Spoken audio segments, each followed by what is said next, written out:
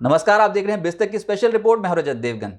देखिए, मार्केट में जब गिरावट ज़्यादा आती है तो कोई ना कोई कारण उसका ज़रूर होता है और यही हम आपको आज की स्पेशल रिपोर्ट में बताएंगे। दो स्टॉक्स इस समय इंटरनेशनल मार्केट में बहुत क्लोजली ट्रैक हो रहे हैं। एक है क्रेडिट स्विस और एक है डॉइश बैंक। ज़बरदस्त बिकवाली आती देखी है इन दोनों ही स्टॉक्स में। इंडिया में नहीं है स्टॉक्स, इंटरनेशनली मार्केट्स में ट्रेड होते हैं और यहाँ पर गिरावट देखने को मिल रही है। अब तक के रिकॉर्ड लो लेवल पे कर रहे हैं कामकाज।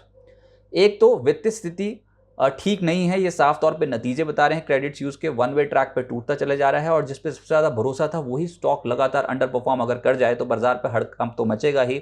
निवेशकों का बहुत भारी भरकम नुकसान देखने को मिला है और अलग अलग तरीके के इस समय अब न्यूज़ फ्लोज जो हैं वो डोमिनेट करते चले जा रहे हैं। मैनेजमेंट ने खुद कहा है कि अफवाहों पर प्लीज़ ध्यान ना दें। जो क्रेडिट स्विस है उसके सीईओ ने अभी रिसेंटली एक बयान दिया और ये वीकेंड के दौरान ये बयान आया था और ये बयान बहुत क्रूशियल है क्योंकि इसमें एम्प्लॉयज़ को एड्रेस किया गया। क्या बोला है क्रेडिट स्विस के सीईओ ने, पहले ये सुनिए आप। रीस्ट्रक्चरिंग तो हो रही है लेकिन बैंक की स्थिति है बहुत मजबूत। कैपिटल बेस और लिक्विडिटी की स्थिति ठीक है क्रेडिट स्विस में। शेयर अब तक के निचले स्तर पे है, रोज देखने की जरूरत नहीं है।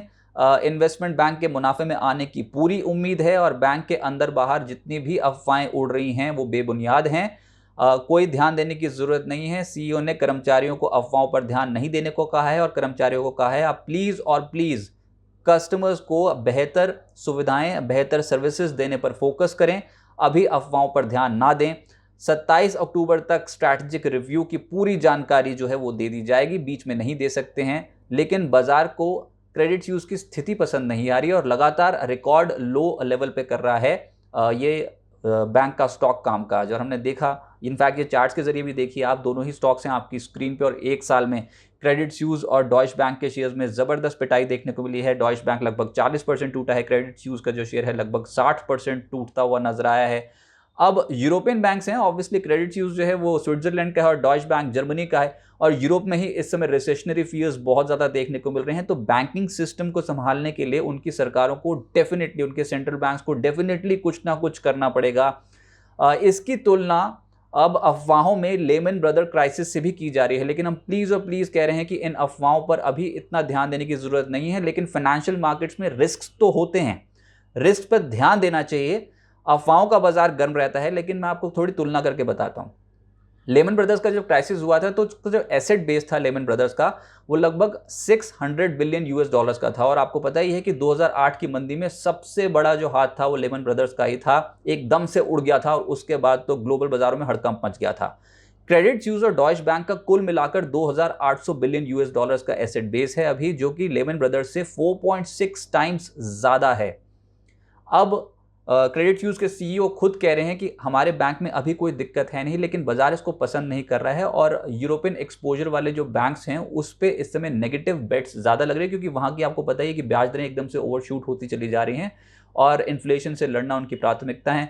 70 साल की ऊंचाई पर जर्मनी की इन्फ्लेशन पहुँच गई है और हमने देखा है कि यूरोजोन की जो इन्फ्लेशन है वहाँ पर भी रिकॉर्ड लेवल्स देखने को मिल रहे हैं। तो वहाँ के सेंट्रल बैंक्स बहुत कड़ा रुख अपनाए हुए हैं और बैंकिंग सिस्टम इस समय बहुत चुनौतियों से गुजर रहा है। तो ऑब्वियसली ये दो बैंक्स कहीं ना कहीं रडार पर हैं ही।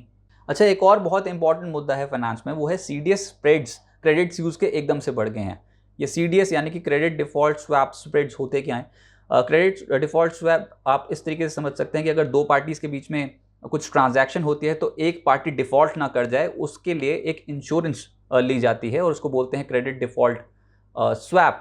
यानी कि अपना रिस्क आप एक थर्ड पार्टी पे ट्रांसफ़र कर देते हो कि अगर इस पार्टी ने मेरा पैसा नहीं चुकाया तो भैया आपको मैं अभी प्रीमियम दे रहा हूँ और आपको उसकी भरपाई करनी पड़ेगी। उसके लिए आप उनको प्रीमियम देते रहते हो, वो होते हैं स्प्रेड्स।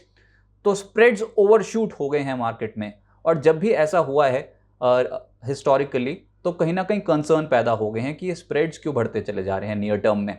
यानी कहीं ना कहीं रिस्क जो है इस एंटिटी पे जिसके ऊपर एक्सपोजर आपने ले रखा है क्रेडिट स्विस के ऊपर, उसके ऊपर खतरा है, तभी तो ये स्प्रेड्स बढ़ रहे हैं।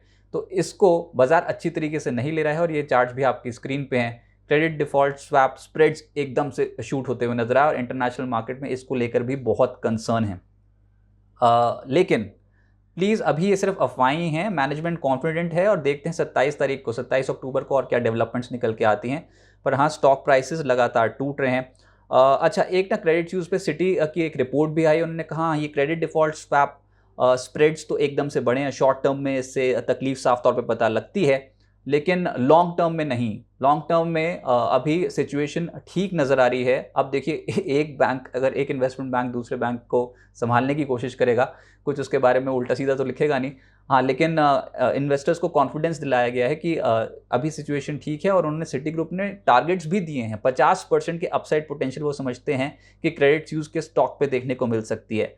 अभी फ़िलहाल रिस्क शॉर्ट टर्म में थोड़े ज़्यादा हैं, और मैनेजमेंट जिस तरीके से रीस्ट्रक्चरिंग एक्सरसाइज कर रही है, वो कैसे एग्जीक्यूट करते हैं अपनी आने वाले समय के लिए, स्ट्रैटेजीज़ कैसे बनाते हैं, बैंक को रिवाइव कैसे करते हैं, और यूरोपियन इकोनॉमी में जो स्लो डाउन है उसको कैसे टैकल करते हैं, तमाम मुद्दे रिपोर्ट्स में गिनवाए गए हैं। लेकिन फ़िलहाल वो कह रहे हैं कि शॉर्ट टर्म पेन है, अभी लॉन्ग टर्म में फाइनेंशियल कंडीशन बैंक की थोड़ी ठीक नज़र आ रही है। अब देखते हैं और क्या डेवलपमेंट्स होते हैं, लेकिन ये एक एक्टिविटी ऐसी है जिसके ऊपर बहुत पैनी नज़र रखनी पड़ेगी, और इसका इम्पैक्ट ऐसा नहीं है कि एक मार्केट में होगा। अगर कुछ भी डेवलपमेंट होती है तो वर्ल्ड वाइड इम्पैक्ट देखने को मिल सकता है। अभी फ़िलहाल किसी भी तरीके से अफवाहों पे ना जाएं। ये हमने आपके सामने एक एनालिसिस रखी है, एक रिपोर्ट रखी है, जिसमें साफ तौर पे सिर्फ और सिर्फ ये बताया गया है कि स्टॉक्स दोनों ही क्रेडिट स्विस और डॉइश बैंक लगातार निचले स्तर छू रहे हैं, और क्रेडिट डिफॉल्ट स्वैप स्प्रेड जो है वो क्रेडिट स्विस का एकदम से बढ़ गया है, जिसको लेकर अंतर्राष्ट्रीय बाजारों में थोड़ा नर्वसनेस की सिचुएशन इस समय देखने को मिल रही है। उम्मीद करते हैं रिपोर्ट आपको अच्छी लगी होगी।